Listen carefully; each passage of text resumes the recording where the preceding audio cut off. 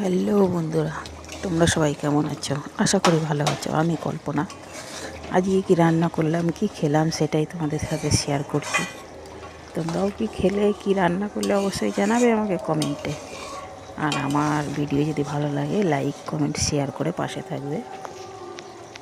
তা আমি আজকে রান্না করেছি কচু, মানকচু দিয়ে মাছ দিয়ে আর ফুলের বড়া।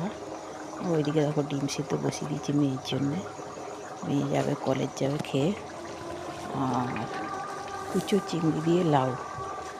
তো ভিডিওটা কেমন লাগলে অবশ্যই জানাবে। ভালো লাগলে লাইক কমেন্ট শেয়ার করে পাশে থাকবেন। শুভ দুপুর, ভালো থাকবেন, টাটা।